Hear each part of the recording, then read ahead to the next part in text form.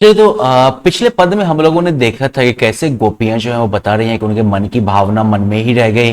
वो कभी कृष्ण के प्रति अपने प्रेम को अभिव्यक्त नहीं कर पाई क्योंकि उन्हें अभिव्यक्ति करना ही नहीं आता था। लेकिन वो जो है कृष्ण के आने की आस में जो है अपने तन मन की व्यथा को वो जो है बर्दाश्त कर रहे थे। लेकिन ये उद्धव का जो ये योग वाला जो संदेश रहा है उसने उन्हें जो है इस विरह की अग्नि में जो है जला दिया है।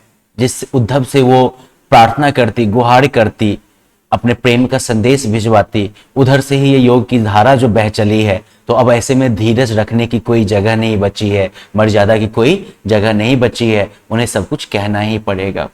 और फिर अगले पद में जो है गोपियां जो है कृष्ण के प्रति अपने प्रेम के हद को जो है बताती हैं।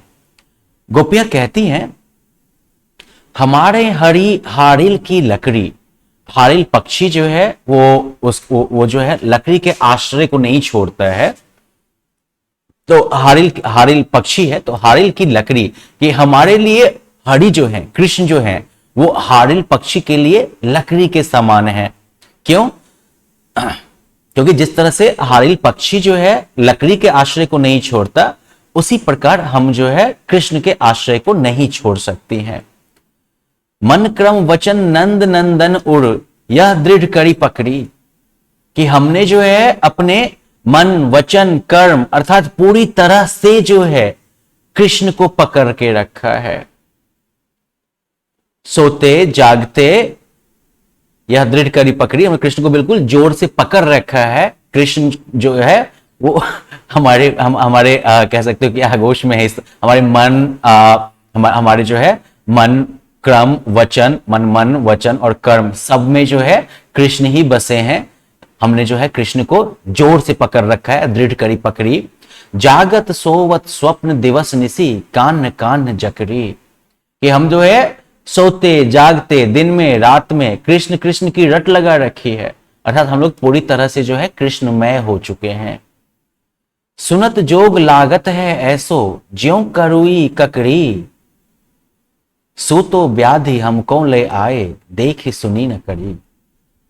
आगे कहती हैं कि गोपियां जो हैं वो उद्धव को कहती हैं कि तुम जो वो योग वाला संदेश हमें दे रहे थे, जो योग वाला वो जो है तुम उपदेश दे रहे थे, वो तो हमें ऐसा ही लगता है जैसे कि करवा ककड़ी हो।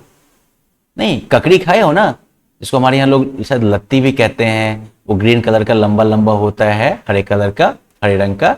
तो वो ककड़ी करवा अगर हो तो जैसे तुम्हारा योग वाला संदेश जो है वो तो बस ऐसे लगता है जैसे कि करवा ककड़ी हो। ठीक है ना? इसे निकाला नहीं जा सकता है उद्धव। ये जो प्रेम है उसे निकाला नहीं जा सकता है। तुम तो हमारे लिए ऐसी बीमारी ले आए हो जो हमने ना तो कहीं देखी और ना ही सुनी। इस योग की आवश्यकता तो उनको है जिनका मन चक्री के समान घूमता है। ठीक है? यह जो योग का तुम ज्ञान लाए हो वो तो उनके लिए है जिनका कि मन बार बार इधर उधर घूमता रहता है। अतः ये उन्हीं को सौंप दो जिनका मन जो है उस तरह से है। क्योंकि हमारा मन जो है वो तो बिल्कुल कृष्ण के प्रति समर्पित है। हमारा मन जो है वो भ्रमित नहीं है। हमारा प्रेम जो है कृष्ण के प्रति वो बिल्कुल एकनिष्ठ है। इसमें कहीं कोई जो है हिलने डुलने का सवाल ही नहीं है। तो एक तरीके से यहां पर गोपियां जो हैं वो उद्धव को एक और चीज बता देती हैं कि वो जो योग की बात करते हैं, वो जो ब्रह्म की बात करते हैं और इस तरह से जो वो एक दार्शनिक आधार देना चाहते हैं गोपियों को ताकि वो अपनी विरह की वेदना से निकल पाए, तो गोपियां जो हैं बहुत ही सरल तरीके से उसका जो है काट कर देती हैं। क्योंकि वो बताती हैं कि ये जो भी तुम उपदेश दे रहे हो उद्धव, ये उपदेश तो उनके लिए है ना जिनका मन जो है इधर उधर भौतिक चीजों के पीछे, जीवन के अलग अलग चीजों के आकर्षणों के पीछे भटकता रहता है। उन्हें इस तरह के उपदेश की जरूरत है। हमें क्यों? क्योंकि हमने तो बिल्कुल कृष्ण को इस तरह से पकड़ रखा है अपने मन में, कर्म में, वचन में, जैसे कि हारिल पक्षी जो है वो लकड़ी को पकड़ के रहती है। हमारे लिए तो सोते जागते सपने में दिन में रात में सिर्फ कृष्ण ही कृष्ण है। और ऐसे में जो है हमें इस योग की क्या आवश्यकता है? हमारे लिए तुम्हारा ये योग का ज्ञान जो है वो वैसे ही बेकार है जैसे कि करवा ककड़ी होता है। और तुम जो ये संदेश हमारे पास लेके आए हो वो तो हमारे लिए बिल्कुल अनजानी सी बीमारी है भाई, जो कि आज तक ना हम लोगों ने देखा है ना सुना है ना। हम लोग के पास वो बीमारी ही नहीं है जिसका तुम दवा लेके आए हो, ये योग वाला। इसलिए इसको अपने पास से ले जाओ। चलिए फिर यहां पर हम विराम लेते हैं। यहां पर जो है फिर से अनुप्रास अलंकार का जो है प्रयोग हुआ है, जैसे कि हरी हारिल या फिर करवी ककरी।